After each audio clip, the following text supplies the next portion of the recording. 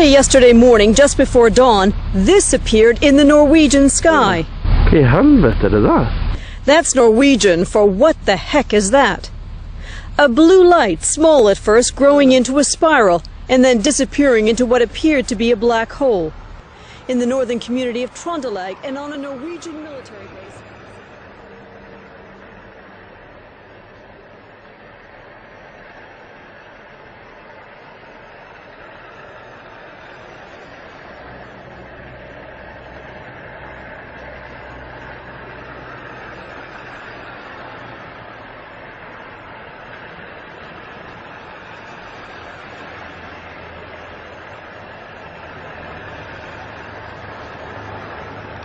Anytime the government has secrets that they can keep from us,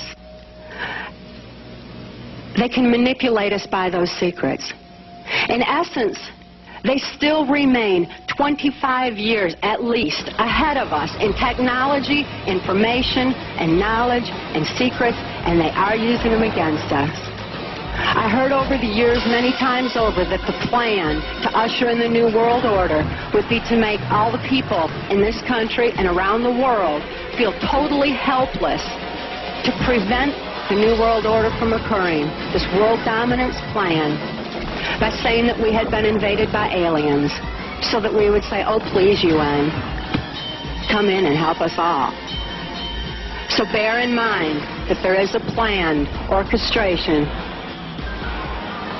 to get people to be submissive through the secret technology and information that they're keeping from you under the blanket of a so-called National Security Act that's threatening the security of our nation.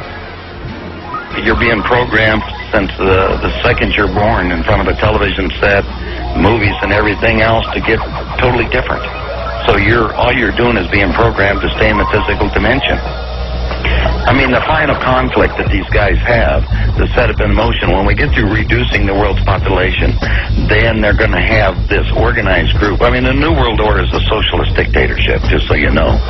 And what happens is that they're going to supposedly get the army to fight the common enemy from space, and that's the ETs. Mm-hmm. Yeah. And that's what the final conflict's going to be all about. I mean, you go right down by some of the movies that way. Wake up, guys. You're in a huge play. You know, it's like William Shakespeare said, the whole world's the stage and we're just the players on this thing, which is actually correct. So if you don't want to be panicked and stampeded by this phony threat from space, then you'll study the UFO issue and you'll find out the truth about the issue. And then when they say, oh no, there really are aliens and they're coming to eat you and you have to give up all the rest of your liberty so we can protect you, you can say, nah, I don't think so.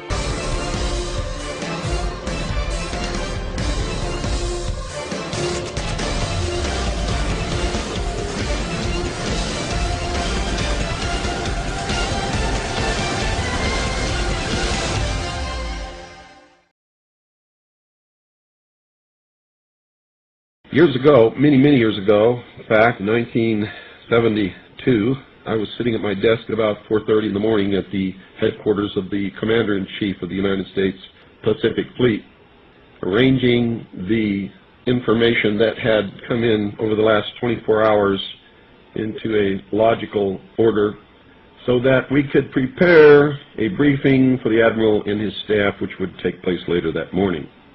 Among the papers I found on my desk was a document entitled Operation Majority, and it was not the entire paperwork involving this operation, but was merely a synopsis of the operation and projects contained under it.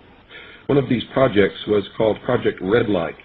The purpose, according to this document, was to back-engineer captured extraterrestrial technology for adaptation into the United States space program.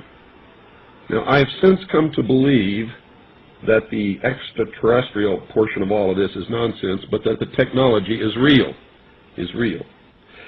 I believe that many of us were shown these documents over the years so that later we would talk about it. I mean, how can you keep the existence of extraterrestrials, if they were real, a secret? And how could anyone keep quiet knowing that they had seen documentation, official government documents labeled top secret, that expressed that these extraterrestrials were real and had visited this Earth. I wanted to know just how true all of this was, and I began a program of research to find out if extraterrestrials were real. The first thing I did was collect every bit of documentation that I could find, both from the Freedom of Information Act, from the research of others, from books that had been printed on the subject of UFOs, and of course through my network of friends in the intelligence community. What I discovered was amazing. What I discovered, ladies and gentlemen, is that there has been a plan in existence since about 1917, and probably before that, to create an artificial extraterrestrial threat to this Earth in order to create a one-world totalitarian socialist government. One of the first documents that I found in my search was this one, the Imperial Japanese Mission 1917, a record of the reception throughout the United States of the special mission headed by Viscount Ishii.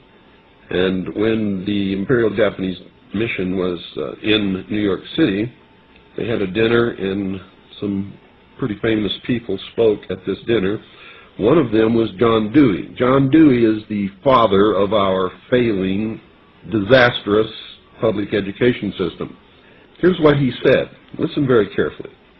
John Dewey, professor of philosophy in Columbia University, who was the next speaker, was listened to with great intentness. He said, quote, "Someone remarked that the best way to unite all the nations on this globe would be an attack from some other planet.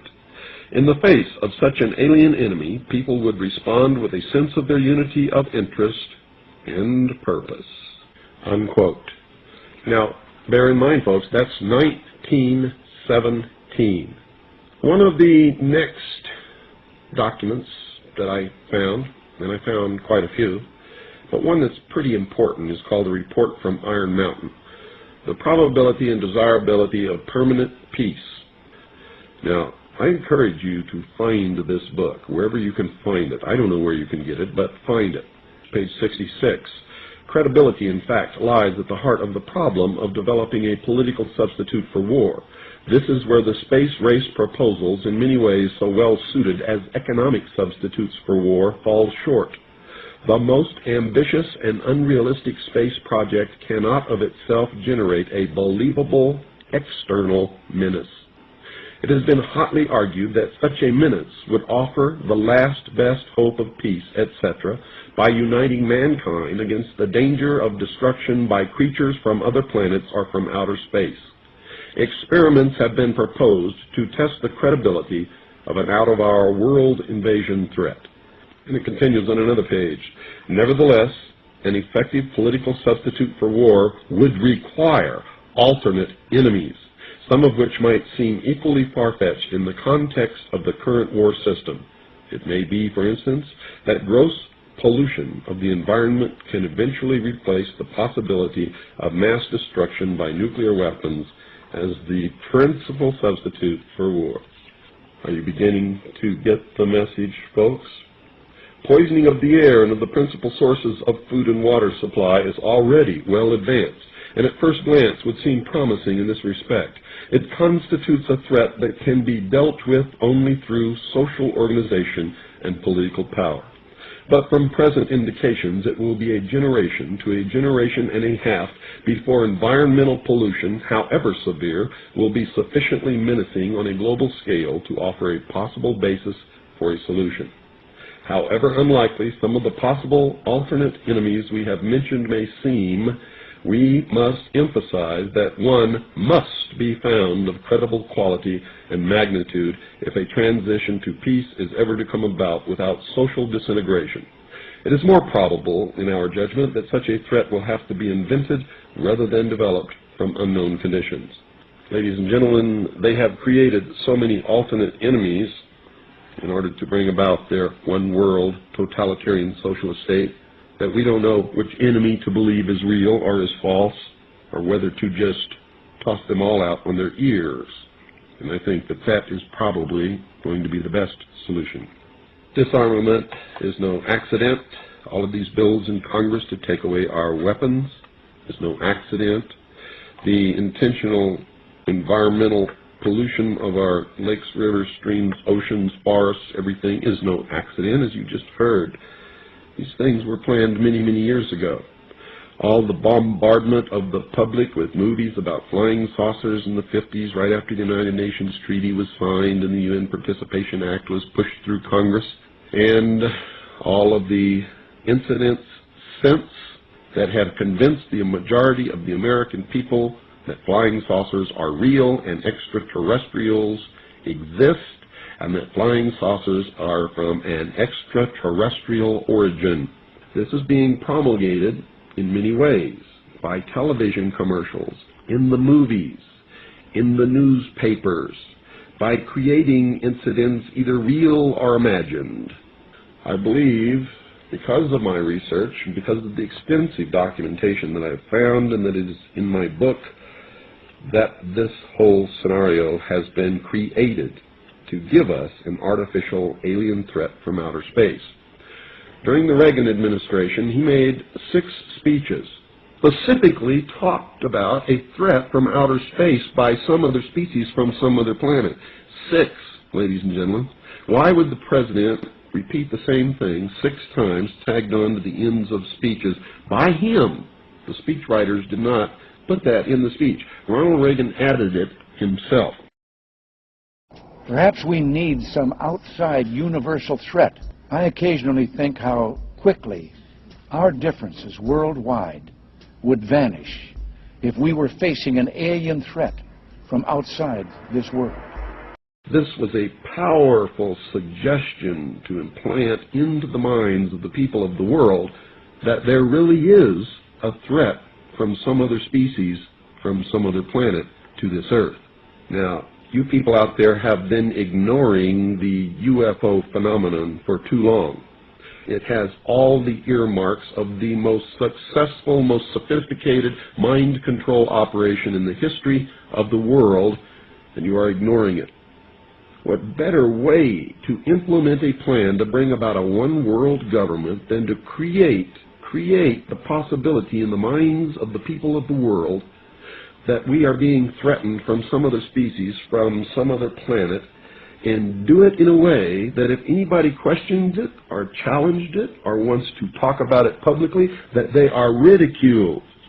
And the ultimate goal is to make the Earth look very small, to present the people of the world with an external threat to this Earth, a superior race from some other planet, vastly superior to us in intellect, philosophy, and technology, in order to cause the dissolution of nation-states, the dissolution of all existing religions, and the formation of the world totalitarian socialist government.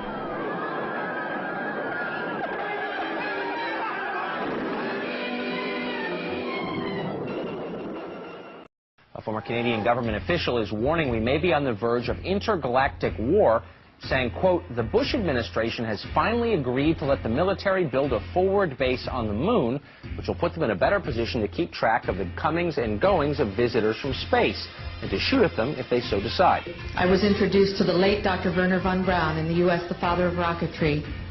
In my first meeting with him, during that first 3.5 hours, he said to me, Carol, you will stop the weaponization of space, because there is a lie being told to everyone that the weaponization of space is now first being based upon the evil empire, the Russians. There are many enemies, he said, against whom we're going to build this space-based weapon system, the first of whom was the Russians, which was existing at that time. Then there would be terrorists. Then there would be third world countries. Now we call them rogue nations or nations of concern. Then there would be asteroids. And then he would repeat to me over and over, and the last card, the last card, the last card would be the extraterrestrial threat.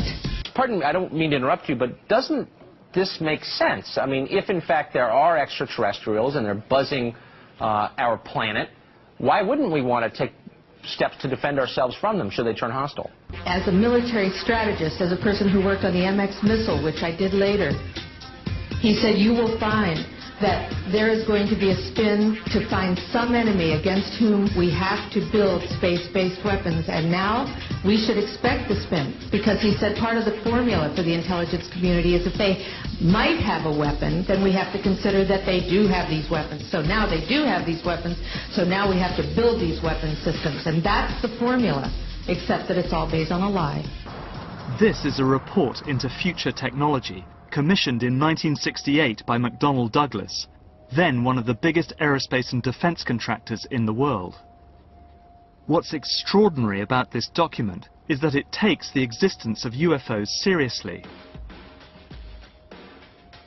It recommends using UFOs and copying their design to make the next quantum leap in aerospace technology. Some UFOs may be extraterrestrial vehicles.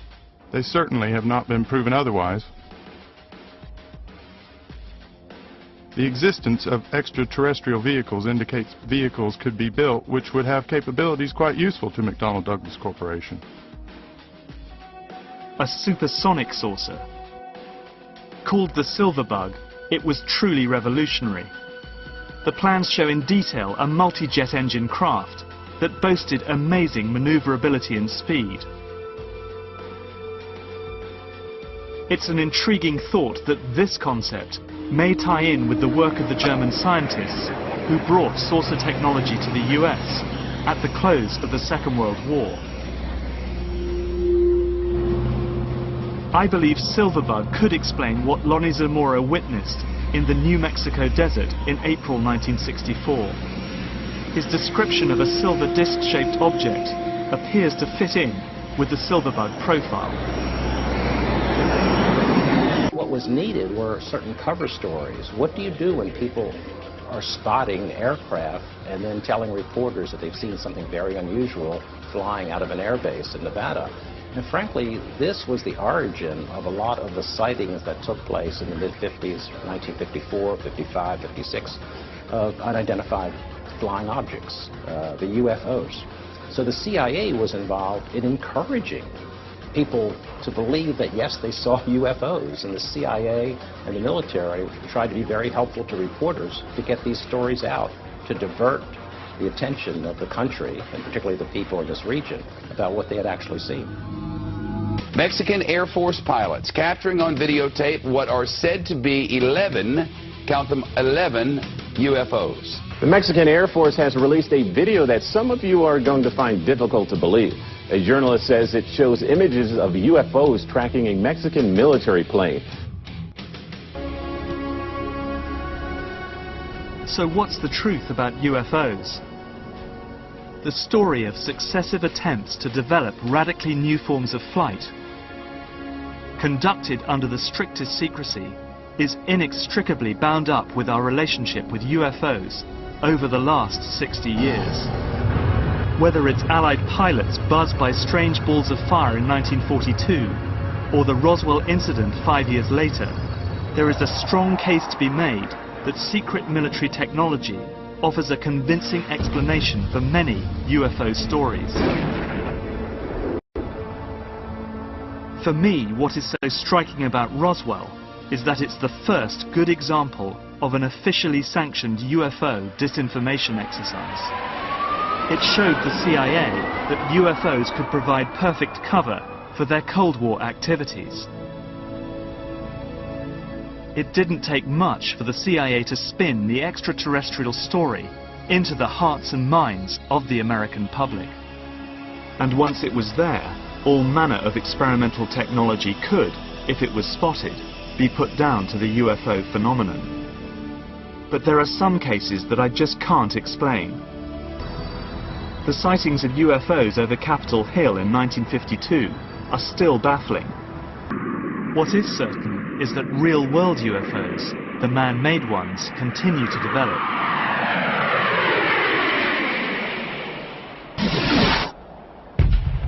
Recently, a series of sonic booms were heard exploding across California and Nevada.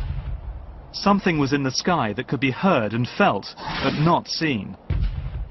Some informed observers, and I'm one of them, believe it was an aircraft traveling at several thousand miles per hour, a secret project known as Aurora.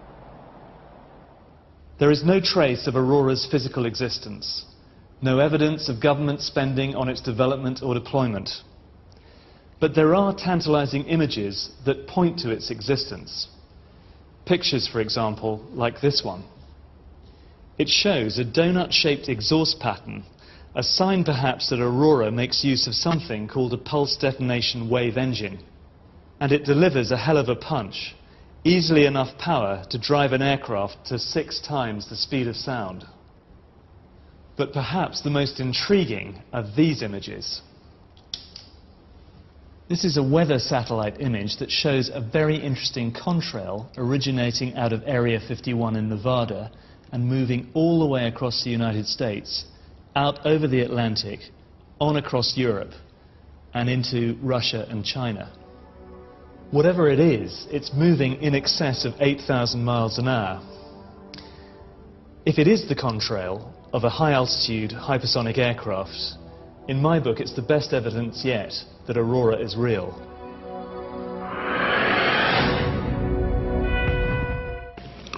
Anytime the government has secrets that they can keep from us, they can manipulate us by those secrets.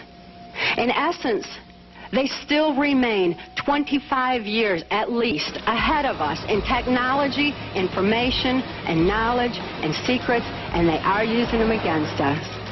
I heard over the years many times over that the plan to usher in the New World Order would be to make all the people in this country and around the world feel totally helpless to prevent the New World Order from occurring, this world dominance plan, by saying that we had been invaded by aliens, so that we would say, oh please UN, come in and help us all. So bear in mind that there is a planned orchestration to get people to be submissive through the secret technology and information that they're keeping from you under the blanket of the so-called National Security Act that's threatening the security of our nation. You're being programmed since the second you're born in front of a television set, movies and everything else to get totally different. So all you're doing is being programmed to stay in the physical dimension. I mean, the final conflict that these guys have to set up in motion, when we get through reducing the world's population, then they're going to have this organized group. I mean, the New World Order is a socialist dictatorship, just so you know. And what happens is that they're going to supposedly get the army to fight the common enemy from space, and that's the ETs. Mm-hmm. Yes. And that's what the final conflict's going to be all about. I mean, you go right down by some of the movies that way. Wake up, guys. You're in a huge play. You know, it's like William Shakespeare said, the whole world's the stage and we're just the players on this thing, which is actually correct. Perhaps we need some outside universal threat. I occasionally think how quickly our differences worldwide would vanish if we were facing an alien threat from outside this world. Passionnant de réfléchir à ça, mais là il faudra alors être encore plus préparé pour vos auditeurs. Alors, pour toi, de toute façon, c'est quelque chose qu'il faut absolument refuser, j'imagine. Il faut se battre contre ça. Je crois que de toute façon, c'est pas tellement de se battre contre ça. Je crois qu'il faut prendre conscience de cette possibilité, voir que cette technologie potentiellement elle existe, que tout est en place pour que ça arrive, qu'on n'est pas à l'abri d'un jour d'une dictature qui montrerait son vrai visage, parce que peut-être il y a des gens qui vont dire que déjà on est dans un système de dictature aujourd'hui. Ouais. Et tu sais, c'est le fameux truc, la démocratie, c'est cause toujours. Ça m'intéresse. Voilà. Donc c'est pas tellement de se battre, c'est juste de prendre conscience. Et le fait de prendre conscience, déjà, ça permet d'éviter pas mal de pièges et donc pas mal de mise en place de ces pièges. Pourquoi parler du Blue Beam est important, est intéressant? Pourquoi parler de tout ce qu'on vient de dire ce soir est important, c'est parce que en le disant et en le faisant connaître par d'autres, ben ça rend les choses plus compliquées à mettre en place. Bien sûr, bien sûr. Bah oui, ça éveille le grand public et quand le pire c'est l'ignorance. Et quand le public sait, quand le grand public sait, eh ben il a une arme entre les mains. En tout cas, on est et toi et moi là pour cela. Toi dans ton magazine Top Secret, là pour éveiller les consciences, pour dire ce qu'il se passe véritablement. Après, encore une fois, on expose et les gens disposent. Hein, je crois qu'on a la même devise. Tout à fait. Mais dans tous les cas, c'est important que quelqu'un expose et on s'aperçoit que de moins en moins de monde le fait hein, quand même. Et bravo pour ce que tu fais, c'est vraiment très très très courageux dans notre société aujourd'hui où quand même c'est le règne de la pensée unique. C'est vraiment bien d'oser faire ce que tu fais parce que ça peut être assez mal vu, on va dire. C'est sûr. Oh t'inquiète pas, je suis au courant. Hein. Je reçois quelques messages. En tout cas, 1000 fois merci. Qu'est-ce qui réunit la NASA, le FBI, la CIA, les Américains, les Russes, les religions, toutes les religions du monde? À toutes. Et oui, parce que ça y va franchement. En gros, tous les puissants. Qu'est-ce qui les réunit tous au sein de la même conspiration, en tout cas pour certains? C'est le projet Bluebeam initié par la NASA, un projet absolument hallucinant pour imposer une religion du nouvel âge avec la venue de l'Antéchrist. Rien que ça. C'est une espèce de fusion, quoi. C'est une fusion de tout ce qui a pu se faire en termes de conspiration. C'est l'apothéose du conspirationnisme. Magnifique. Alors, le projet Bluebeam, quand même, a des bases scientifiques réelles, en tout cas des bases qui existent et qui sont avérées, puisque de nombreux scientifiques se sont aperçus, effectivement, qu'on avait par des micro-ondes ou par d'autres moyens modernes, la possibilité d'influencer des personnes. Un petit peu comme quelqu'un qui ferait de la télépathie serait capable d'influencer une personne. Donc on serait capable de rentrer dans le cerveau des gens pour leur véhiculer des messages directement, comme s'ils avaient une petite voix à l'intérieur qui leur soufflait. Alors à ça, évidemment, plusieurs expériences, plusieurs scientifiques qui se sont penchés sur la question. Alors, il y a eu des chercheurs, des psychologues. Ça a réellement commencé en 1974, ces études-là. Et par exemple, pour un chercheur qui a quand même été prix Nobel, il a effectué des expériences, une série d'expériences qui démontraient qu'on pouvait entendre et comprendre des messages transmis dans une cabine d'isolation par un audiogramme à pulsion micro-ondes, grosso modo qu'on était capable, un petit peu comme une radio est capable de recevoir des ondes et de les transformer en voix, l'être humain, son cerveau était peut-être capable de faire la même chose. Et de là, évidemment, des tonnes de gens ont commencé à dire oui mais si on est capable de faire ça, imaginez les manipulations que les puissants seraient capables de nous faire subir. Et bien sûr, quand on va dans ce sens-là, on est en droit de se dire que la plus grande conspiration du monde va être lancée, parce que si on peut influencer la population sans qu'elle s'en rende compte et la faire aller où est-ce qu'on veut, évidemment... Alors manifestement, ce qu'il en ressort là, d'après ce que tu nous dis, c'est assez positif pour l'humanité. Pour l'instant. Pour l'instant. D'accord. Alors, avec cette animation virtuelle et le son provenant de la profondeur même de l'espace, les fidèles de diverses croyances fortement impressionnés, évidemment, seraient témoins du retour de leur sauveur comme d'une réalité vivante. Ensuite, les projections de Jésus, Mahomet, Bouddha, Krishna, enfin... toutes les divinités se fondront en une seule figure. Donc on aurait comme ça une espèce de morphing dans le ciel de tous les prophètes que les religions connaissent pour former une divinité unique qui serait l'Antéchrist et qui expliquera que toutes les écritures sacrées ont été mal interprétées et incomprises et que les vieilles religions sont responsables d'avoir dressé l'homme contre l'homme.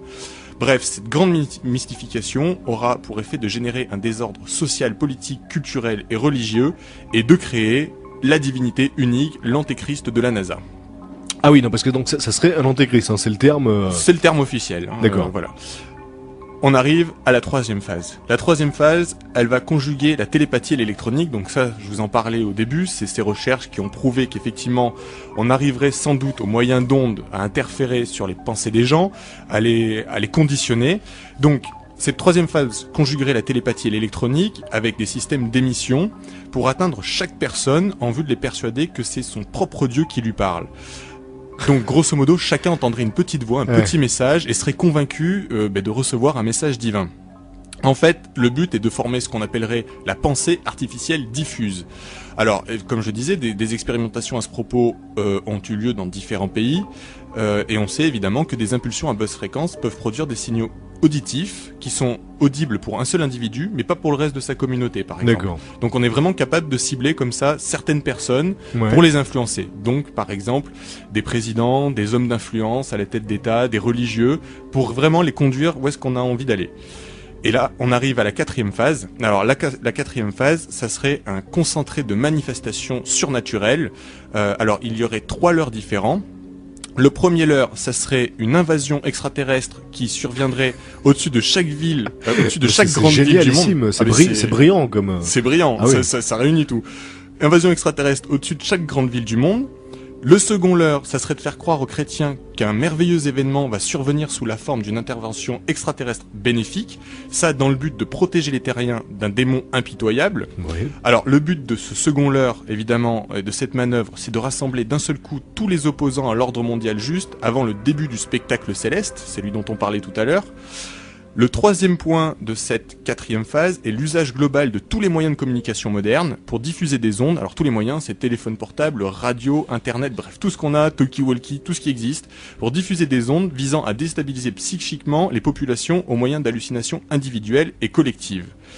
Et donc, on arrive là à la fin du projet Bluebeam qui a pour conclusion qu'après la nuit des 1000 étoiles, c'est comme ça que l'appellent les conspirationnistes, et à la suite de tous les bouleversements mondiaux, que la population mondiale soit prête à accueillir un nouveau messie en chair et en os, un cyber-Rockefeller, comme ils l'appellent, faussement extranéen, puisqu'en fait il ne serait pas extraterrestre du tout. D'accord. Et qu'on suppliera de rétablir l'ordre et la paix à n'importe quel prix, mais surtout, évidemment, au prix de notre liberté individuelle. Et c'est là que le projet Bluebeam devient extrêmement pervers, puisque une unité artificielle des peuples permettrait de régler les problèmes urgents, lesquels évidemment ont été de toute façon créés de toutes pièces, donc faciles à régler.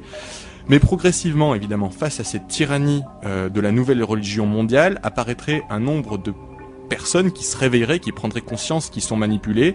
Et là, le contrôle de la Terre se partagerait rapidement entre les mains d'une caste de grands prêtres, donc ceux qui se seraient réveillés, qui auraient pris conscience qu'ils sont manipulés, et de technocrates impitoyables agissant au nom de Dieu. Évidemment, le but de cette dictature est de contrôler tous les habitants et d'exploiter de façon globale les ressources de la planète. Captain, take the reins and steer us towards the clear. Ceux qui l'aiment l'écoutent pour savoir ce qu'il va dire. Ceux qui en ont peur l'écoutent aussi pour savoir ce qu'il va dire. Bob est sur Ado. Comme tous les soirs, je le répète, Bob vous dit toute la vérité, n'aurait pas la même saveur sans vos témoignages, vos réactions. Pour cela, les réseaux sociaux, ce soir encore, vous appartiennent. Et oui, vous pouvez réagir via Twitter, Maudiès Bob Vérité, et sur la page Facebook, Bob vous dit toute la vérité sur Ado. Merci Maud Elliott, et merci aussi à tous ceux qui alimentent les blogs, qui parlent de l'émission, à tous ceux qui usent leur réseau pour dire qu'ici sur Ado, il existe un homme qui dit tout haut ce que beaucoup pensent tout bas sans jamais avoir eu le courage de le dire. Et pour commencer, place au projet Bluebeam Project avec Paul Ponceau. Bonsoir Paul. Bonsoir Marc. Non, moi c'est Bob. Bonsoir Mais c'est pas grave. Un point pour moi.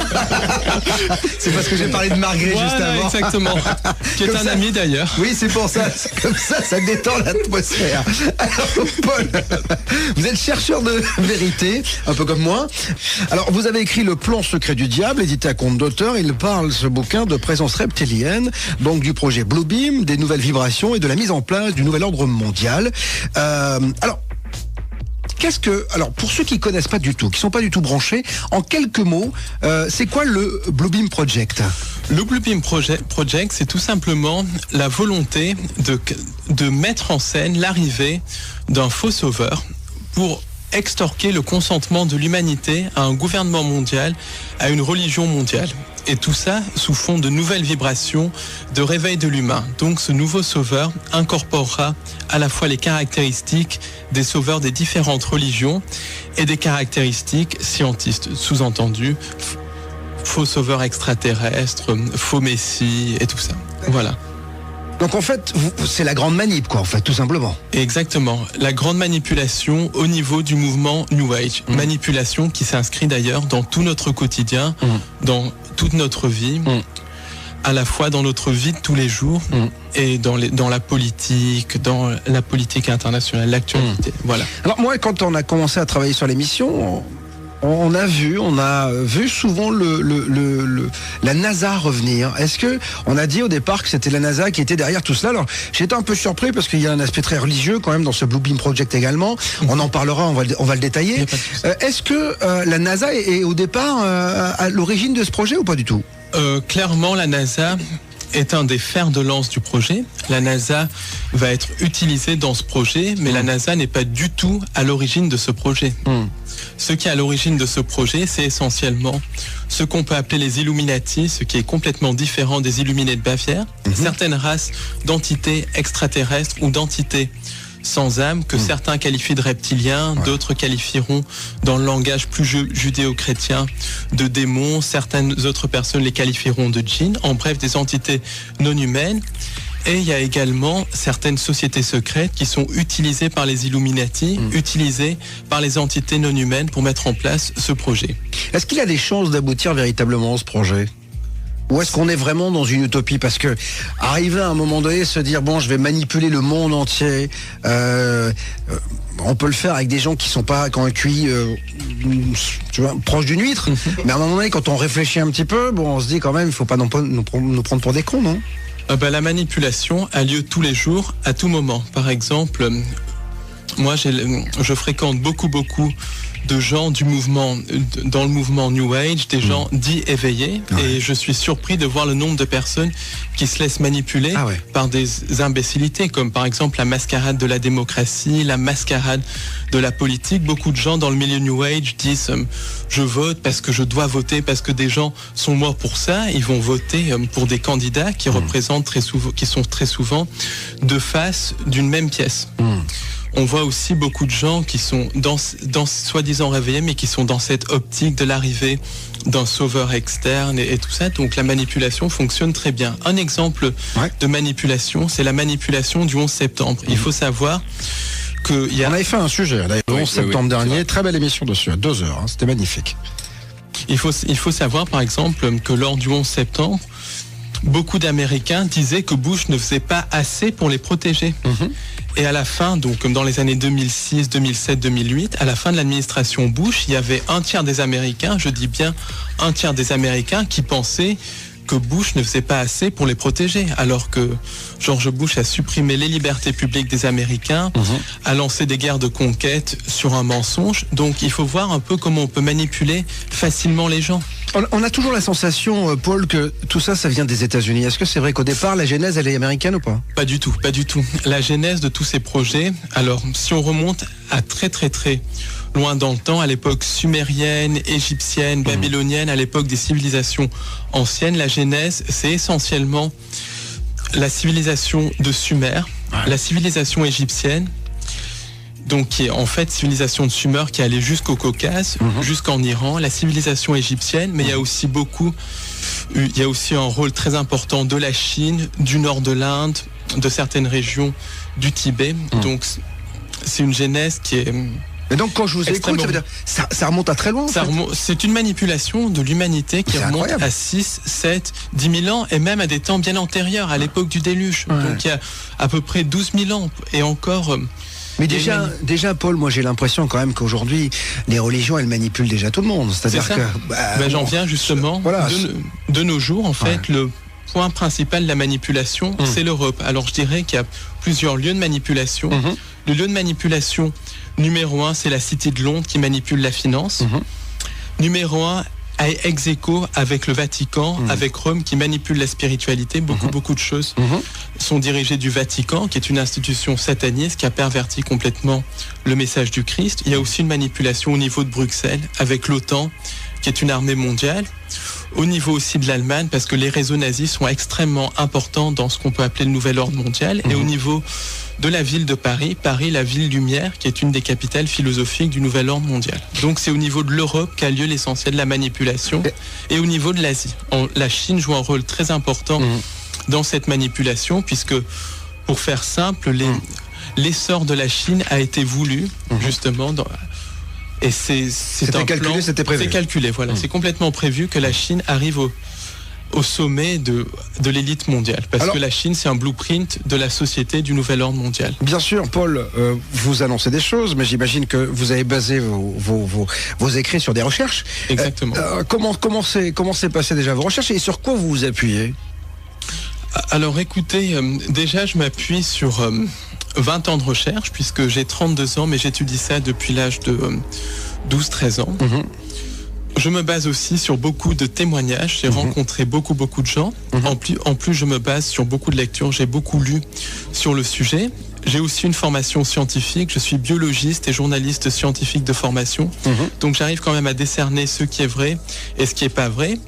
Et puis je me base aussi sur beaucoup d'intuition et sur la logique. Quand on regarde les actualités, il se passe les mêmes choses, la même diminution des libertés en France, en Angleterre, aux États-Unis, en Afrique du Sud, en Inde. Quand on voit que les mêmes choses se passent dans différents pays, on voit qu'il y a un plan coordonné qui est en train de se mettre en place dans tous les pays du monde. On est cuit ou pas avec ça? Parce que quand je vous écoute, je me dis bon, on est dans la merde, hein, parce que ça a déjà commencé depuis pas mal de temps. Ça a commencé depuis très longtemps. Alors, si on est dans la merde ou pas, ça dépend de nous, parce que on peut se rebeller, vous pensez? On peut se rebeller. Alors, comment on peut s'en sortir? Déjà, une non-collaboration avec le système, une non-collaboration pacifique, parce que le système, les entités qui dirigent le système se nourrissent de nos émotions de peur, se nourrissent de notre souffrance. Donc, surtout, une non-collaboration pacifique. Toute la violence et tout ça fait le jeu du système. Donc, toujours non-collaboration pacifique. Comment faire pour non collaborer?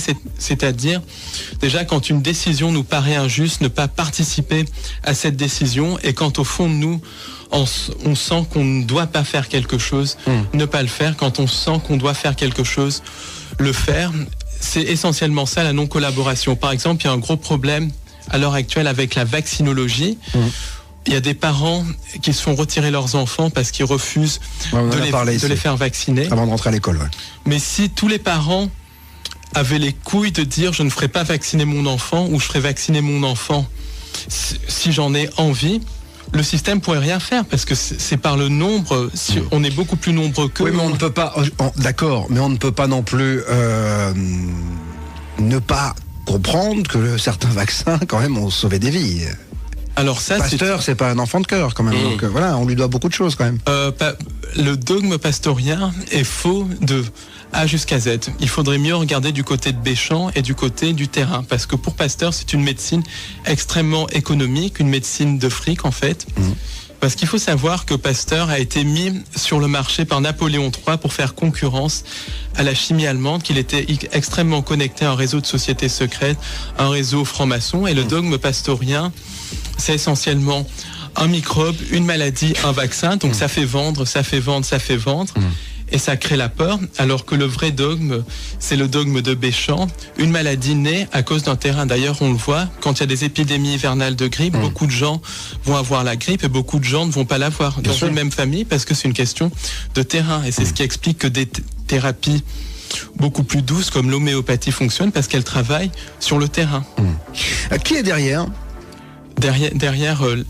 la conspiration médicale ou la conspiration en général? En général. Alors, qui est derrière? C'est essentiellement des entités sans âme que certains qualifient de reptiliens, que d'autres qualifient de démons, d'autres encore peuvent qualifier de djinns. Ça, c'est en fonction de la religion, du langage, de la religion, de la croyance. Mais c'est essentiellement des entités interdimensionnelles qui n'ont pas d'étincelle divine, des sortes de formes d'intelligence artificielle qui nous manipulent par la peur. Mais alors, attendez, je reprends... J'essaie de comprendre, Paul. Donc, vous me dites qu'aujourd'hui, le projet Bluebeam est donc dirigé par des entités. Mais d'où elles viennent, ces entités? C'est quoi, extraterrestres, pas extraterrestres? Elles sont où dans l'univers? C'est des entités qu'on peut qualifier d'extraterrestres parce qu'elles ne sont pas humaines, mais qui essentiellement vivent dans les interunivers. Les interunivers, c'est quoi? C'est des espèces d'espaces qui sont situés à une autre fréquence que la réalité physique, qui ont d'ailleurs été documentées par une physicienne italienne, Giuliana Conforto, dont je vous recommande le livre L'univers organique. Elle a découvert ces univers parallèles, si vous voulez, par l'intermédiaire de photons, de recherches sur la lumière et tout ça. Et ces univers Ces univers parallèles, il y a des univers qu'on peut appeler positifs et des univers négatifs qui sont incompatibles avec l'existence d'une vie organique, avec l'existence d'une étincelle divine, et c'est de là d'où viennent ces entités sans âme, ces entités reptiliennes qu'on peut qualifier de démons dans le langage judéo-chrétien. Alors, on parlera justement des différentes dimensions demain, puisqu'on ouvrira le dossier avec James Carvaljan, si je ne m'abuse. Alors si je peux rajouter un mot sur ces entités, il y a beaucoup de programmes américains qui ont mené des expériences de voyage dans le temps dans les années 40, 50, 60, 70, 80, qui ensuite sont passés de la clandestinité à la clandestinité encore plus grande à partir de 1983. C'est notamment l'expérience de Philadelphie, le programme Montauk. C'est quoi l'expérience de Philadelphie? Quand vous êtes en train de me dire que, en fait, on a réussi à voyager dans le temps et qu'on ne le sait pas. Il y a un voyage dans le temps qui est pratiqué de manière régulière par le sommet du complexe militaro-industriel, mais il y a aussi le voyage dans d'autres dimensions. Et en fait, l'expérience de Philadelphie, en 1943, ça n'avait pas été un navire qui a été transporté dans le temps, ça a été un navire qui a été transporté dans une dimension parallèle, dans la dimension des interunivers. Et les marins qui ont survécu dans ce navire, l'USS Eldridge, ont décrit des expériences absolument terribles menées par des entités qui ressemblaient à des insectes, avec des faces d'insectes et avec aussi un aspect entre reptilien et insectes. Et ces expériences terribles, c'était des expériences de type médical. Et la dimension où ces marins sont retrouvés était une dimension sans vie, complètement triste, avec un espèce de ciel rougeâtre, extrêmement froide, qu'on peut assimiler à l'enfer de la Bible, au purgatoire de la Bible. Et les marins ont passé plusieurs mois dans cette dimension, alors que sur Terre, à peu près 10 ou 15 secondes s'étaient écoulées. Donc ça, c'est un des premiers témoignages qui décrit les interunivers. Il y a des gens aussi qui ont été victimes de NDE, qui ont décrit les interunivers, comme le docteur Eben Alexander, qui a sorti un livre en anglais, Proof of Near Death, qui sort d'ailleurs en français aux éditions Guitry Daniel, et il décrit ces interunivers, ces dimensions extrêmement froides, beaucoup de gens qui meurent dans un état de vibration basse après des suicides et qui sont ranimés, décrivent ces interunivers. On va dans un instant, on va marquer une pause, parce qu'il faut gagner notre vie, vous le savez bien. On va revenir bien sûr sur toutes ces dimensions, etc. Je vous poserai cette question, pourquoi, puisque certaines personnes comme vous, qui sont initiées, ne le disent pas plus, en tout cas n'ont pas plus accès aux médias. Est-ce qu'on vous boycotte? Est-ce qu'on vous censure? Est-ce que le dogme scientifique, le dogme en général, vous empêche de parler? On verra cela dans un instant. Et alors dans un instant, du côté de 22h, nous parlerons des entités, de la matérialisation de ces entités et de l'incorporation par les médiums de ces entités. Ce sera avec Roger Sellier. Le plan secret du diable, un ouvrage dans lequel il est question de la présence reptilienne, du projet Bluebeam, des nouvelles vibrations et de la mise en place du nouvel ordre mondial. Et c'est ce qui nous intéresse ce soir, puisque je reçois l'auteur de cet ouvrage, Paul Ponceau. On va donc revenir sur la question que je vous ai posée tout à l'heure, les médias, etc., etc. On a la sensation que on parle pas de tout cela, que tout est un peu caché. Et encore une fois, je dirais, ces entités dont vous nous parlez, qui sont sous d'autres dimensions, qu'est-ce qu'elles retirent de ce projet Bluebeam et de cette grande manipulation? D'abord les médias. Alors les médias, de toute façon, sont complètement inféodés à ce qu'on appelle les Illuminati, à ce réseau de sociétés secrètes. Par exemple, il n'y a jamais de petites annonces pour être présentateur aux 20h. Quand on est présentateur, c'est qu'on fait partie de certaines sociétés secrètes, qu'on s'est dans 99% des cas incliné devant le système, qu'on s'est incliné aussi devant le réseau de sociétés secrètes. Il y a aussi une ligne directrice à dire. Par exemple, dans la presse, on ne peut pas être pro-palestinien, il faut être pro-israélien, pro-sioniste. On ne peut pas dire la vérité sur le 11 septembre, il faut suivre la version officielle qui est complètement Ce qui vous dérange quoi, vous, c'est la liberté d'expression, c'est ça? Il n'y a aucune liberté d'expression dans la presse, en fait. La presse, c'est la propagande du régime, que le régime soit de droite ou de gauche, parce que droite et gauche, c'est la même chose. Alors c'est ce que vous pensez des médias. Heureusement on est là. Donc, voilà. Heureusement, on peut vous permettre de dire toute la vérité, en tout cas votre vérité. Je le dis toujours. Vous n'êtes peut-être pas d'accord avec Paul, mais en tout cas j'expose et vous disposez. Mais l'important c'est de parler. Alors je le disais dans ces différentes dimensions. que vous annoncez avec ce projet Bluebeam, donc puisqu'on serait manipulé par des insectes un peu reptiliens. Des entités de type reptilien. Exactement, qui ressembleraient donc à ces bestioles-là. Mais il y en a bestioles-là. d'autres aussi, parce qu'il y a des entités de type arienne, des entités de type gris, des entités de type donc c'est ce qu'on appelle les extraterrestres finalement. Quand les gens disent voilà, j'ai été enlevé par ça, un petit gris, par un reptilien, tout ça, finalement c'est ça. Alors, les enlèvements extraterrestres, donc comme Marc qui va parler tout à l'heure. Marc Gray, ce sera tout à l'heure du côté de 23h. Eh ben, lui, il en dira certainement un petit peu plus que moi, mais moi, ce que je pense, en tout cas, sur la thématique des enlèvements, c'est qu'il y a deux types d'enlèvements. Il y a les enlèvements qui sont produits par les entités extraterrestres, les entités extraterrestres sans âme, qui ont essentiellement un but d'hybridation et un but aussi de propagande de l'idéologie extraterrestre. Et il y a les enlèvements qui sont dus au programme de contrôle mental. Ces enlèvements dus au programme de contrôle mental rentrent dans le projet Bluebeam. Ils sont là pour créer des alters, pour créer les grands prêtres de la nouvelle religion mondiale, qui sera basée, au moins en partie, sur la vénération de ces entités sans âme. Donc il y a les vrais enlèvements extraterrestres et les enlèvements qui sont dus au complexe militaro-industriel, au programme de mind control, et qui paradoxalement sont faits avec la technologie extraterrestre, puisqu'au niveau du complexe militaro-industriel, il y a une collaboration constante avec des entités extraterrestres. Alors j'ajoute que contrairement à ce que pensent beaucoup de gens du milieu New Age, et là je vais être un peu iconoclaste, les enlèvements par leur nature même ne sont pas positifs ni rien, parce que quand on commence à violer l'intimité de quelqu'un, quand on commence à agir sur l'esprit des gens, quand on commence à agir sur les couilles de la personne, il faut dire les choses telles qu'elles sont. Il y a rien de positif là-dedans, que ça soit fait par des entités extraterrestres ou par le complexe militaro-industriel, il n'y a rien de positif là-dedans. Alors Paul, le but en fait de tout cela, la finalité c'est quoi ? Parce que vous m'avez dit que ça a commencé il y a 6-7 000 ans, même bien avant.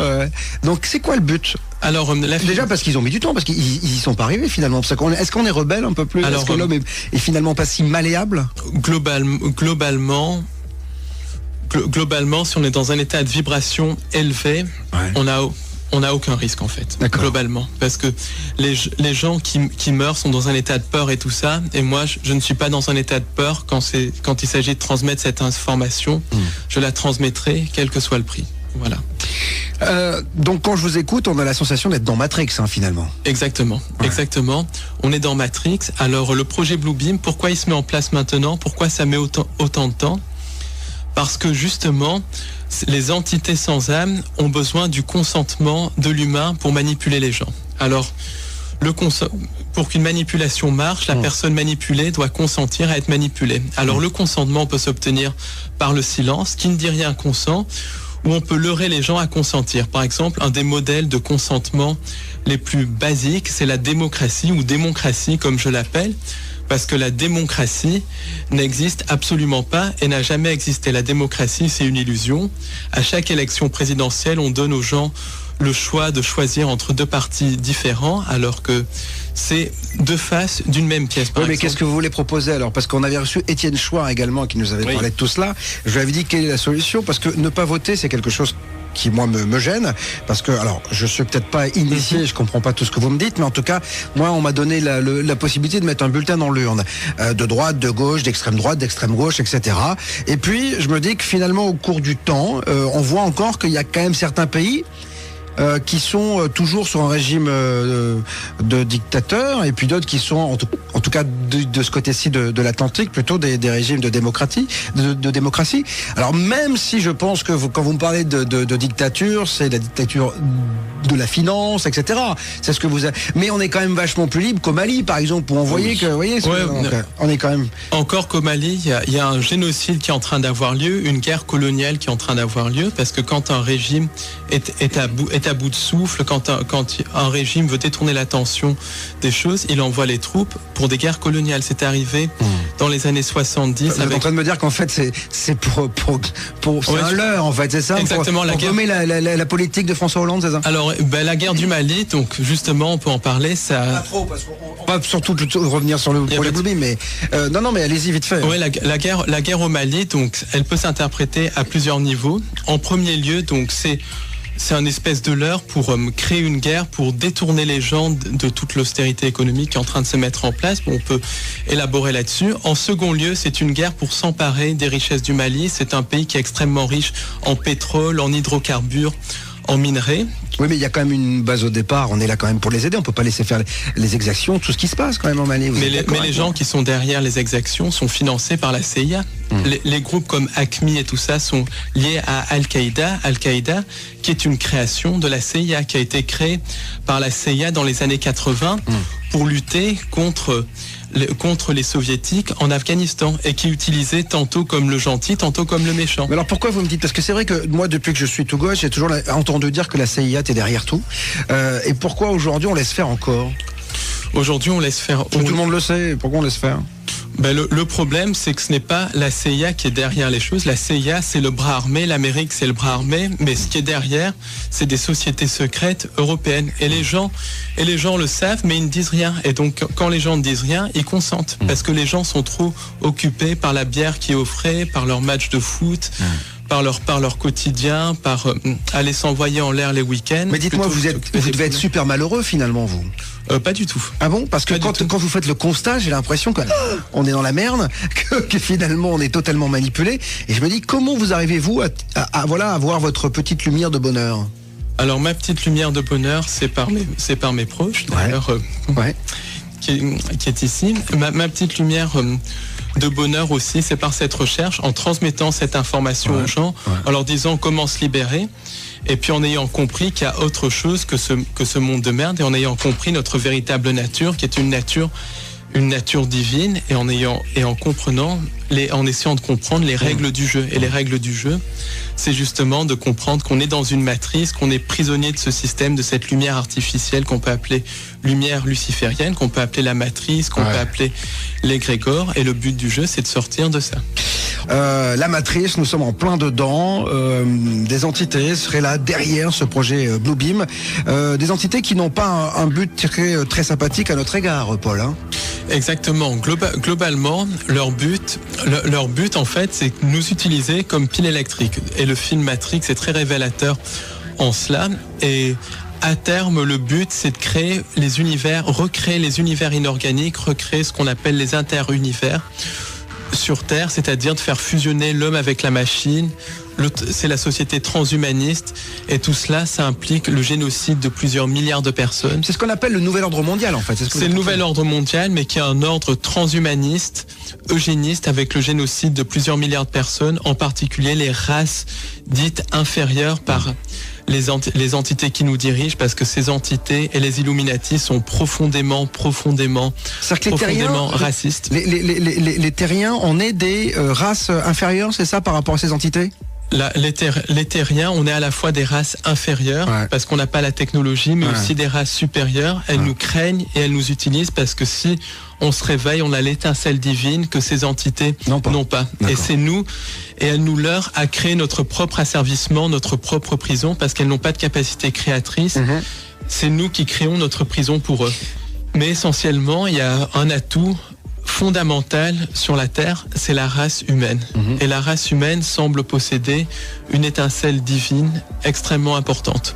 Et en plus, il y a toute cette diversité de vie sur Terre qui, d'après ce que disent certains contactés extraterrestres, ne se retrouve pas ailleurs dans l'univers. Donc il y a plein de raisons à ça. Alors, maintenant, j'ai envie de savoir comment ça va se passer, en tout cas là dans les années qui viennent. Comment ça se passe, quel est le process, quoi? Alors le process, déjà, c'est notre choix, où on retrouve notre vraie nature avec l'aide des nouvelles vibrations qui sont en train d'arriver, sur lesquelles je reparlerai un petit peu plus tard. On sort de la matrice et on retrouve notre vraie nature, notre nature divine qu'on n'aurait jamais dû perdre. Ou bien c'est quoi cette nature divine qu'on a perdue? Cette nature divine, c'est essentiellement la nature de créateur infini. On est capable de créer notre réalité. On est possibilité infinie.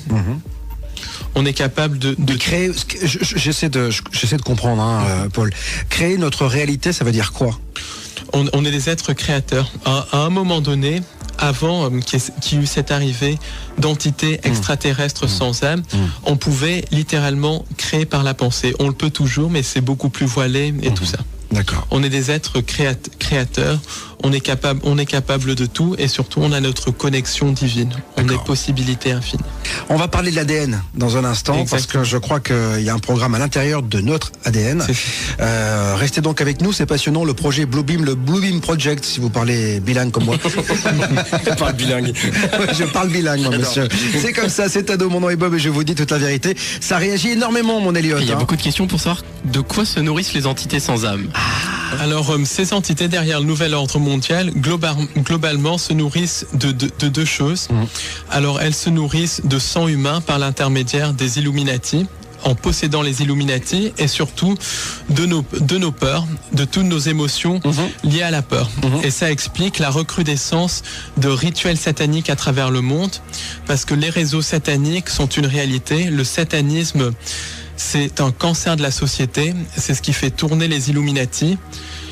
Et les rituels sataniques, c'est quelque chose qui a lieu dans les hôtels particuliers parisiens, les hôtels particuliers londoniens, les hôtels particuliers de New York, les palais de Shanghai. En fait, c'est chez les riches, quoi. Vous êtes en train de me dire ça, parce qu'un hôtel particulier à Paris, ça vaut 15 millions d'euros. Donc, voilà, c'est même pas chez les riches. Chez les initiés, dans les familles Illuminati, dans certaines loges de sociétés secrètes, c'est un des cancers de la société. C'est un sujet qui est tabou, même parmi les chercheurs de vérité, et c'est un sujet que j'ai envie d'exposer, de dénoncer, parce que c'est vraiment un génocide qui a lieu sous nos yeux. Mais attendez, qu'est-ce qu'ils font dans ces rituels sataniques? Ils tuent pas des gens quand même. Dans ces rituels sataniques, il y a justement une composante de sacrifice humain. Et c'est un ciment qui relie malheureusement le monde de la politique, une partie du monde de la politique bien sûr. Mais que fait la police ? La police est très souvent corrompue par ça, ou est très souvent ignorante. Par exemple, en Angleterre... Enfin, on a les services secrets, on a des gens quand même qui sont de la DGSE, des gens ont des RG, on sait tout aujourd'hui sur tout le monde.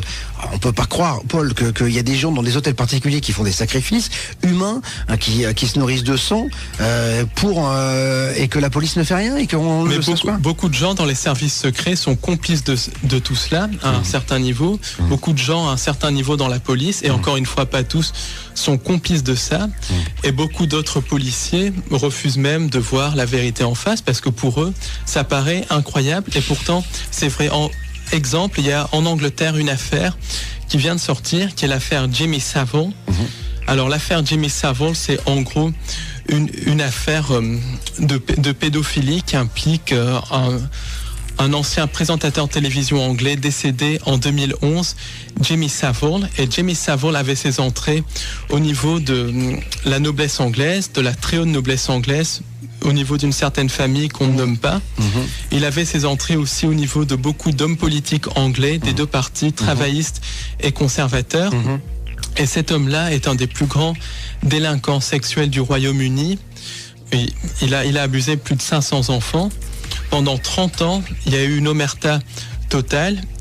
Et maintenant, il y a des témoignages qui commencent à sortir, qui disent que Jimmy Savile participait à des rituels sataniques avec des hommes politiques au niveau de l'île de Jersey, dans certains palais et tout ça. Et il y a une opération de police, mais qui ne parle absolument pas des connexions politiques, donc qui met en accusation des gens du show business et tout ça, mais qui ne va même pas regarder du côté des politiques, du côté de la noblesse. Alors, ça me rappelle un peu Whitechapel quand même, ça déjà, ça. C'est un petit peu les affaires de Whitechapel. L'affaire du trou, par exemple, implique une grande partie de la très haute noblesse belge. Elle implique aussi un grand nombre d'hommes politiciens belges, des notables de l'OTAN, des notables des Bilderberg. Bon, on a compris que de toute façon, c'était pourri. C'est-à-dire que là, on est quand même dans le sordide. C'est-à-dire que le monde politique, globalement, les Illuminati, c'est un système qui est ce qu'on peut appeler satanique, qui est basé sur le sacrifice humain, sur la sexualité dépravée. C'est absolument horrible. Pourquoi ? Parce que l'énergie de peur dégagée lors de ces rituels va nourrir ces entités sans âme qui se nourrissent de nos peurs. Ensuite, il y a d'autres rituels à très grande échelle, des rituels sataniques à très grande échelle, qui font appel au symbolisme. Pourquoi ? Parce que le symbolisme va porter essentiellement la vibration de la personne qui a créé le symbole, et beaucoup de symboles sont créés ou détournés par les Illuminati. Et un symbole, c'est quoi ? Un symbole, ça peut être une figure géométrique, comme le triangle par exemple. Ça peut être une date, le chiffre 11 par exemple joue un rôle de symbole parce que 11 ans c'est associé au cycle solaire et les Illuminati ont détourné le cycle solaire. Le symbole du serpent, c'est un symbole qui fait référence aux reptiliens et beaucoup d'événements de l'actualité sont des rituels sataniques de très grande ampleur. La guerre au Mali par exemple est un rituel satanique, elle a commencé le 11 janvier. L'affaire Mera aussi porte beaucoup d'éléments qui laisse penser qu'il s'agit d'un rituel satanique avec un début le 11 mars, une fin le 22 mars. On va laisser la fermière parce que je crois qu'en ce moment en plus on en reparle énormément, donc on va laisser ça parce qu'en plus il y a des gens qui ont été touchés là-dessus.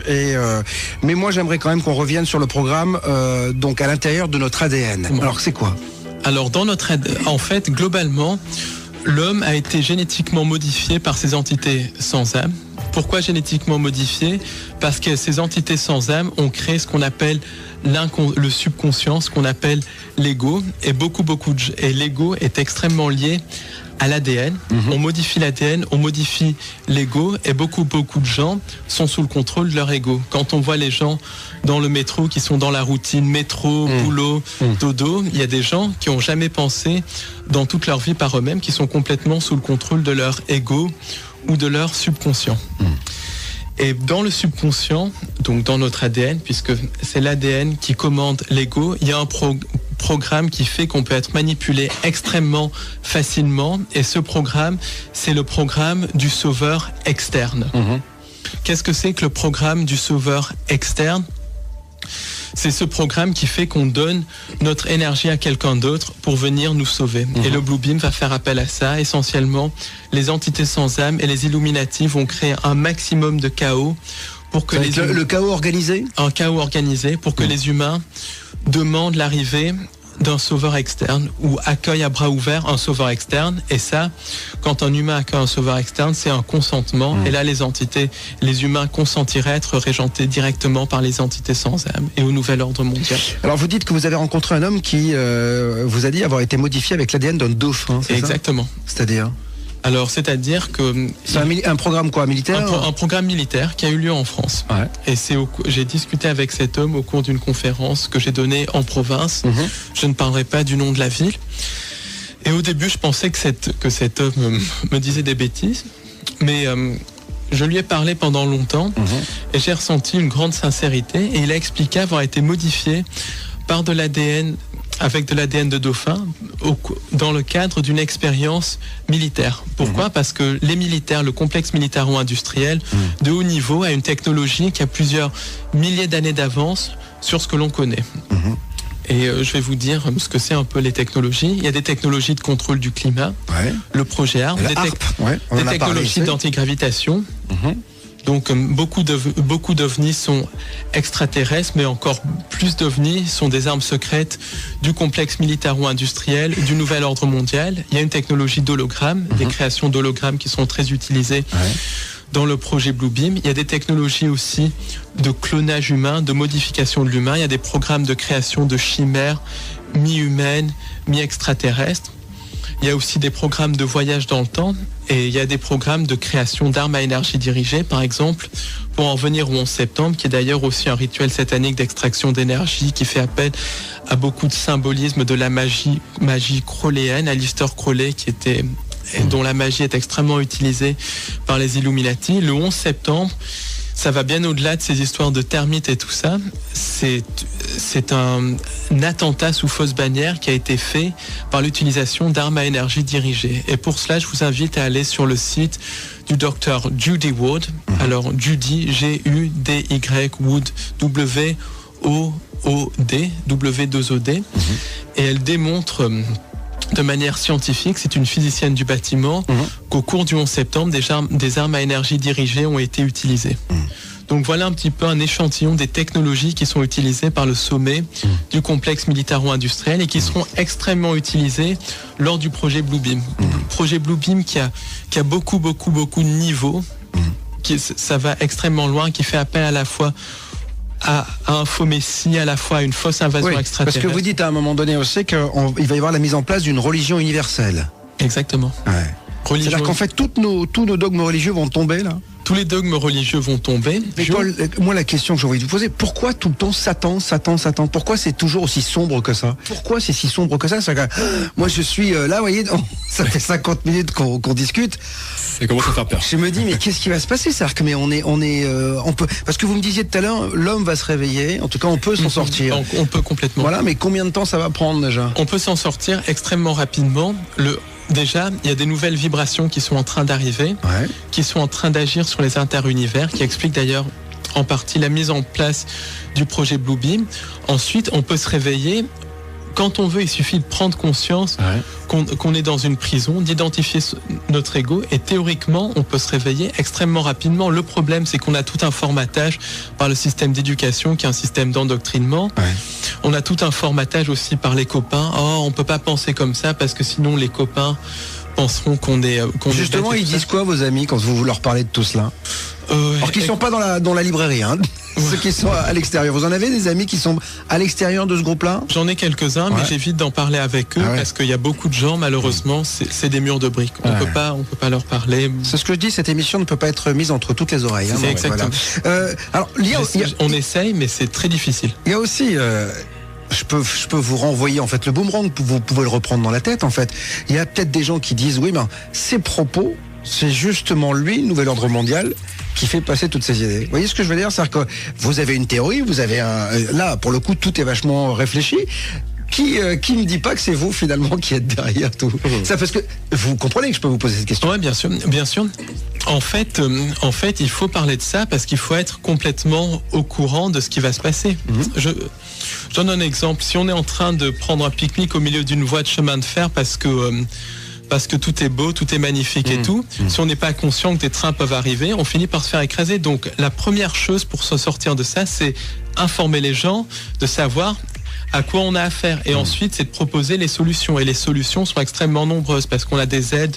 Je dis bien des aides angéliques. On a aussi beaucoup de solutions au fond de nous-mêmes, en fait. Alors, vous me disiez aussi, lorsqu'on a préparé l'émission, que les Illuminati ont des technologies qui ont des dizaines d'années d'avance. Ils peuvent donc nous envoyer, puisqu'ils nous envoient des choses plutôt pas mal des fois à des quidam, en disant, comme vous et moi, ils envoient des technologies ou des choses comme ça. En tout cas, des gens qui sont... vous me parliez tout à l'heure de ce monsieur-là qui faisait en banlieue parisienne de l'énergie propre, etc. Mais ils peuvent balancer aussi des infos qui sont pourries. Alors, justement, beaucoup de textes de channeling, par exemple, donc beaucoup de textes de channeling sont issus du projet ARP, sont issus du bas astral, sont issus même de manipulation mentale, de déclenchement de programmes de contrôle mental. Par exemple, quand on lit des livres de channeling, je suis dans une librairie, je suis bien placé pour le savoir, il y a beaucoup de livres de channeling, c'est vraiment de la merde, c'est ce qu'il faut dire. Il y a rien dedans, il y a aucune spiritualité à l'intérieur, c'est des messages complètement bateaux et tout, donc il y a énormément de désinformation.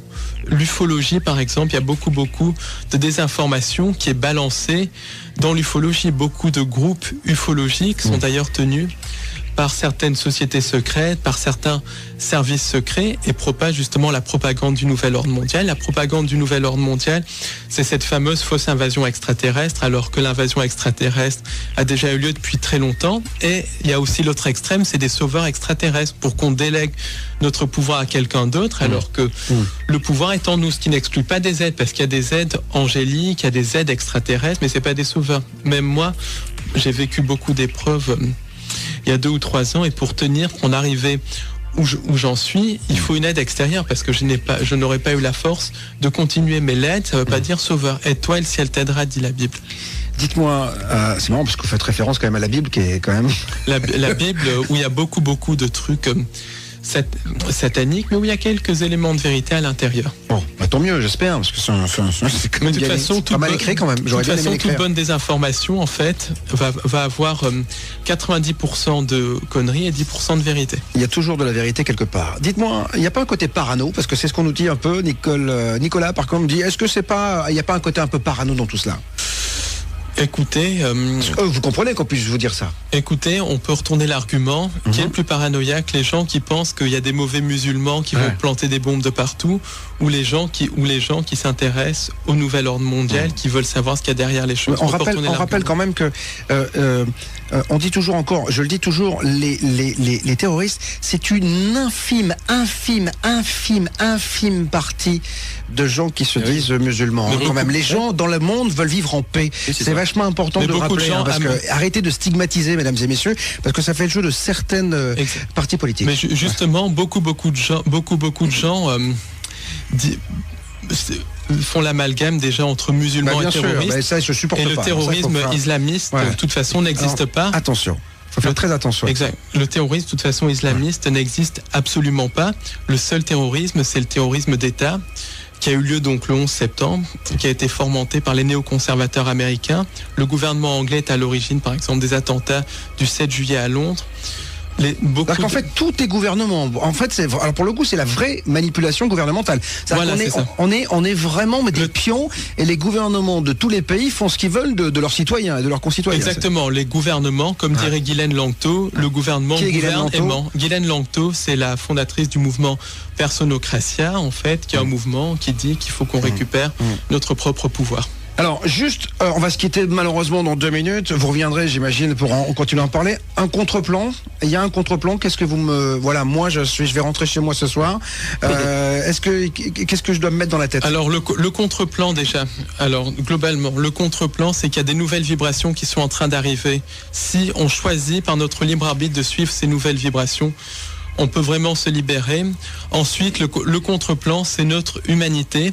On a une étincelle divine, on est 7 milliards, les entités sans âme ne sont que quelques dizaines ou quelques centaines de milliers au maximum. Nous, on est 7 milliards avec une étincelle divine. En plus, si on se donne vraiment les moyens, si on refuse tous de collaborer de manière pacifique avec le système, on peut vraiment arriver à quelque chose. Mais la solution, globalement, c'est vraiment s'aimer les uns les autres, aimer son prochain et essayer de donner l'information comme on peut la donner. Et quand on sent que quelque chose est juste le faire et transcender nos peurs. Alors vous avez dit quelque chose de très intéressant. Aimez-vous les uns les autres, quelle que soit votre couleur de peau, votre religion.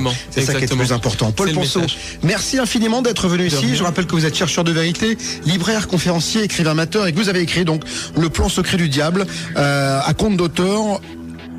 Voilà, si vous voulez en savoir plus, je vous conseille de vous procurer ce bouquin qui est quand même, il y a combien de pages Il y a à peu près 130 pages. Voilà. 130 pages, mais relativement grandes et écrites assez petites. Voilà, c'est ça. Donc, il y a pas mal de lectures. Merci, Paul.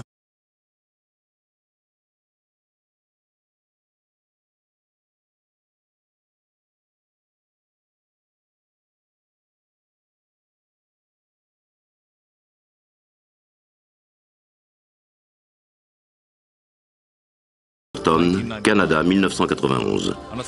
Dans une petite ferme, un engin qui brille alternativement a été filmé par une source anonyme.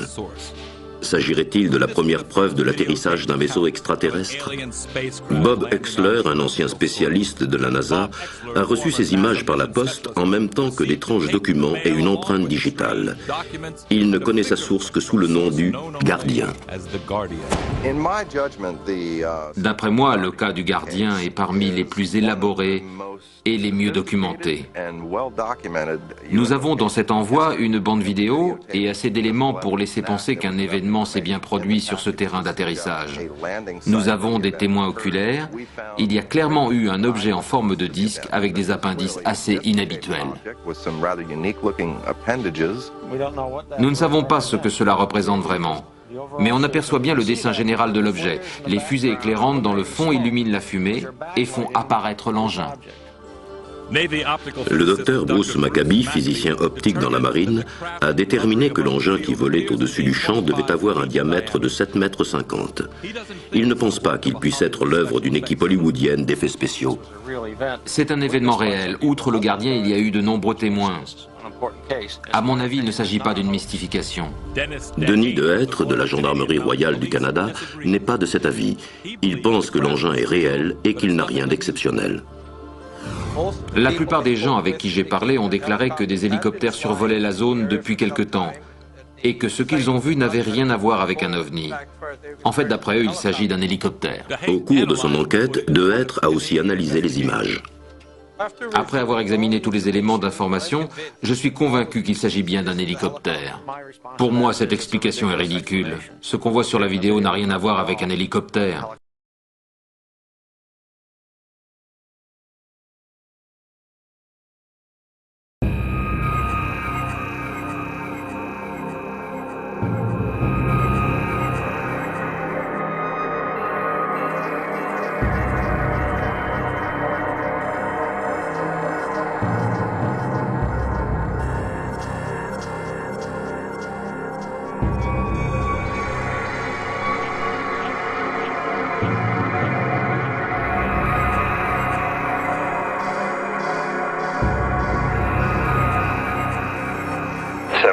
Standing in the building where if they do discover life in space, this would be the place they would do it.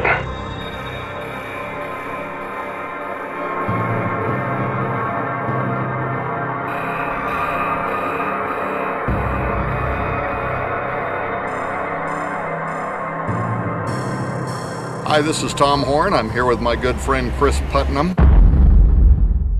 We are at the base of Mount Graham, and we are on our way to the Vatican's Astronomical Technology Telescope.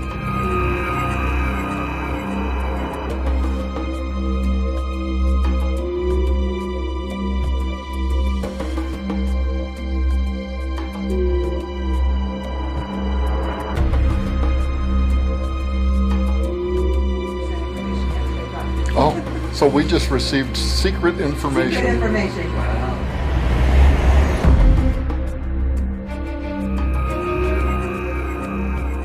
So the Lucifer instrument is actually an instrument they use to gather infrared light. It is the largest telescope in the world.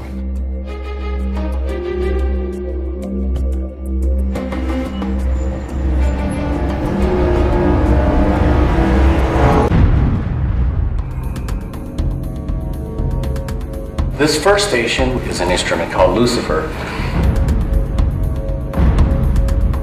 This is the sort of device they use in the search for extraterrestrial intelligence.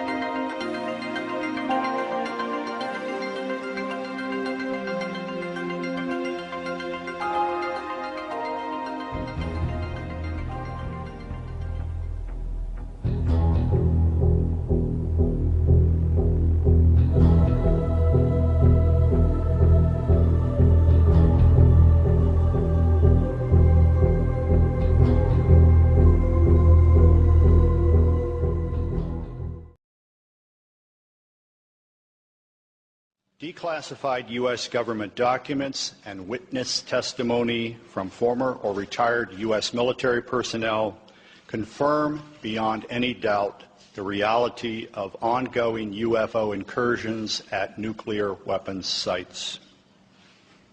When I say UFO, the witnesses have described these craft as disc-shaped or cylindrical-shaped or spherical. These objects are capable of both hovering and high-velocity flight, usually completely silently.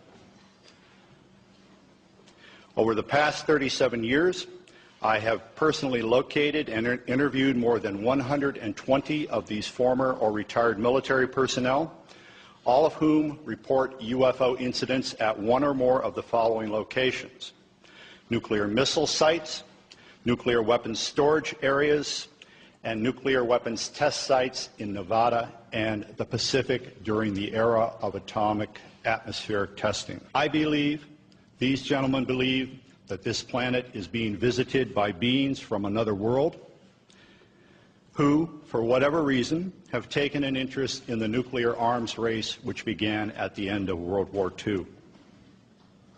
Regarding the missile shutdown incidents, my opinion, their opinion, is that whoever are aboard these craft are sending a signal to both Washington and Moscow, among others, that we are playing with fire, that the possession and threatened use of nuclear weapons potentially threatens the human race and the integrity of the planetary environment.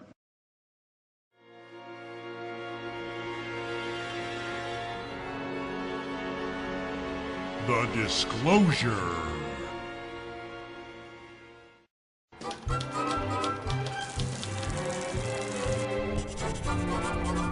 Hey, are your ideas for global takeover falling apart? Are you losing sleep over humanity's mass awakening? Is false flag terrorism fizzling out? Global warming gone cold on you? Do you want those global warming deniers to just go away? Are all your phony economic crises being exposed? Is the price of gold defying all your attempts to fix it?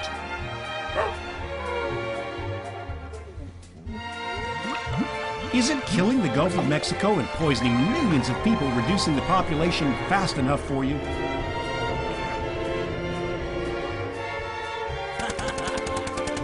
War, famine, and GM food not getting it done either?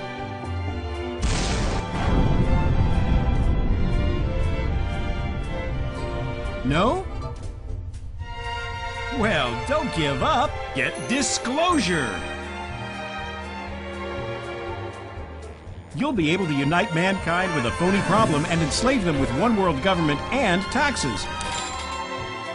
Yes, disclosure. Your one-stop shop for full spectrum dominance. But wait, there's more. Sign up for Disclosure today and you'll get problem, reaction, solution absolutely free. That's right, absolutely free.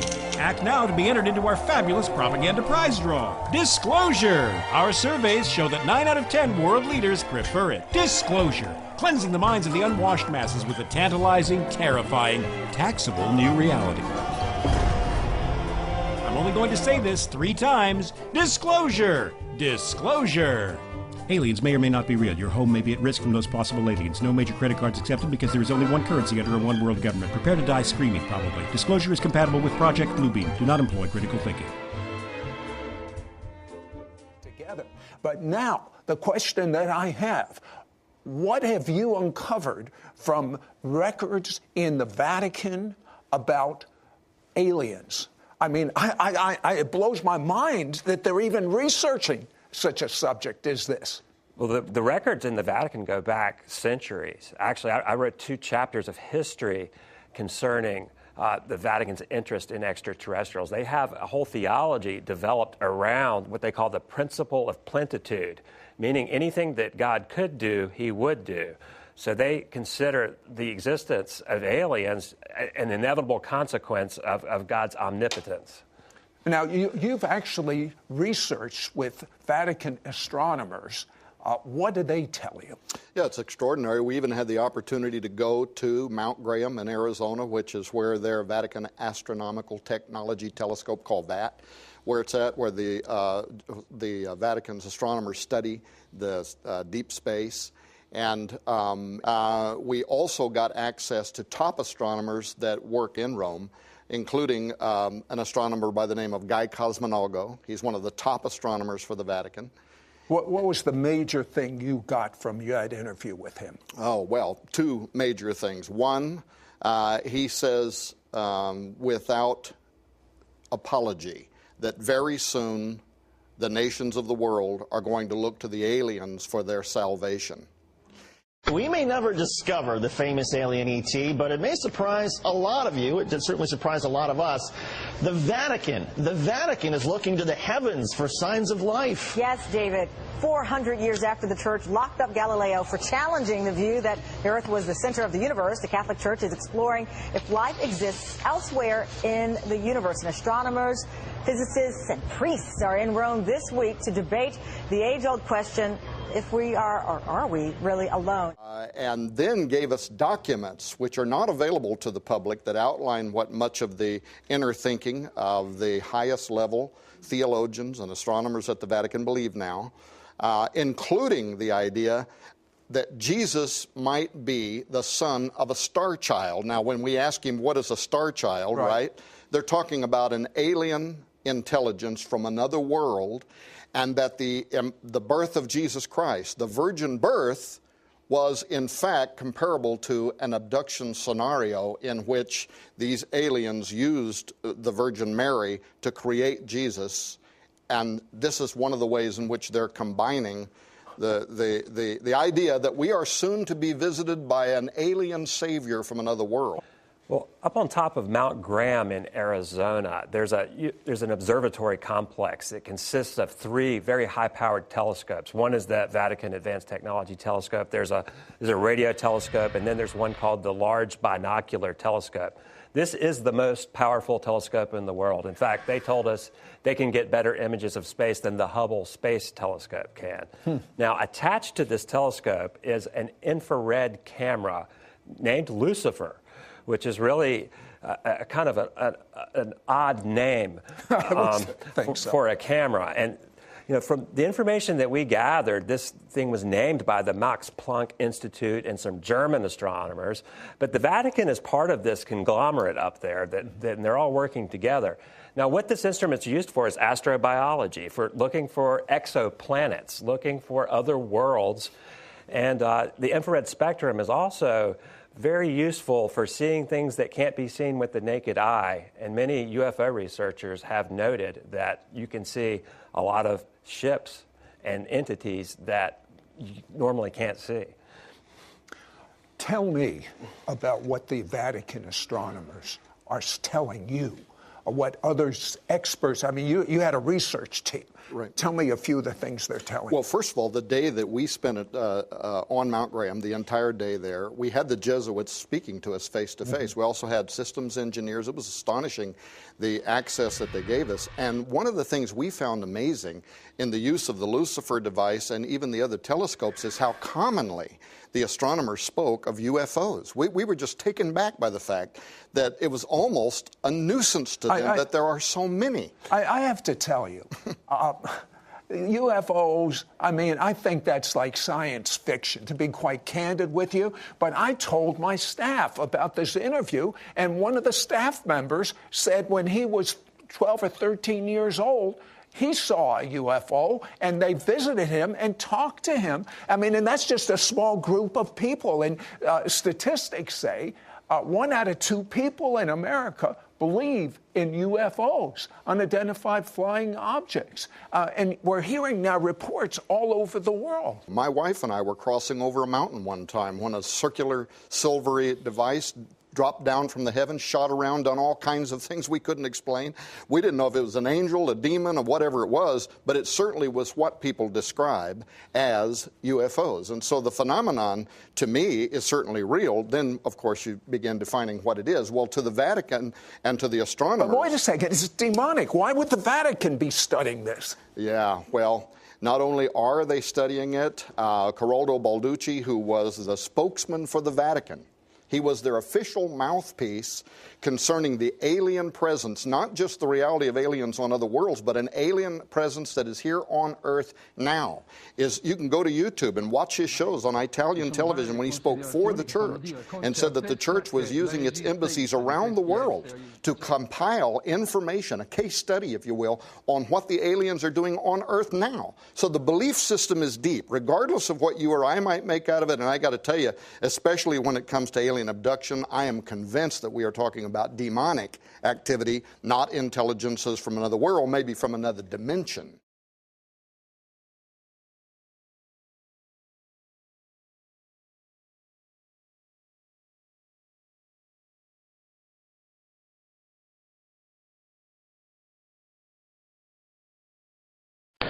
Padre Balducci, allora, lei che cosa risponderebbe a quanti sostengono che gli alieni sono già fra di noi?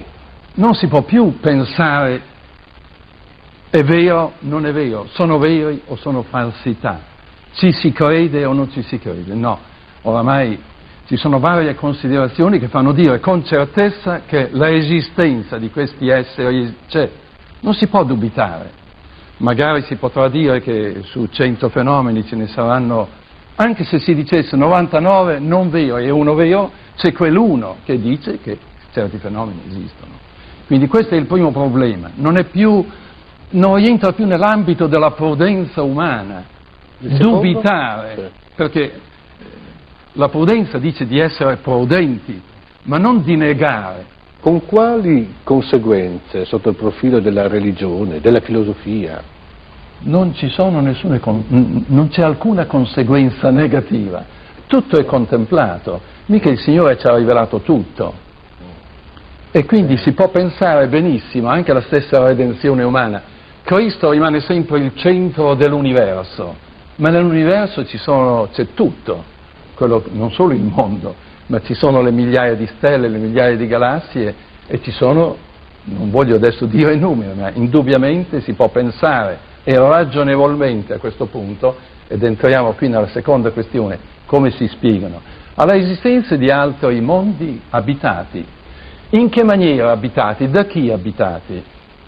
Vede, c'è un detto che risale ancora a secoli fa, natura non facit saltus, la natura non fa salti, cioè c'è il regno vegetale, il regno animale, il regno umano e il regno angelico, le uniche cose, 4 regni che conosciamo.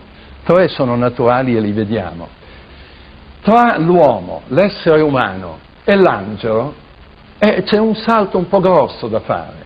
Ecco perché già con questo argomento della convenienza, che è illustrato molto bene da San Tommaso, uno dei più grandi teologi, è probabile, è verosimile, ecco più che altro, che tra l'uomo, che ha già uno spirito in sé, ma povero spirito, è soggetto alla materia in una maniera incredibile, basta alla sera uno sente il bisogno di andare a letto, mentre l'anima non ha bisogno di dormire, basta una piccola malattia, insomma, è talmente imprigionato. E l'angelo, che è solo spirito, è verosimile che ci siano altri esseri i quali abbiano un'anima, diciamo così, che è meno legata, meno subordinata al corpo. E un'anima di questo genere è ovvio che può compiere progressi che noi, per quanto ne facciamo tanti in questi ultimi decenni, non saremo in grado di compiere.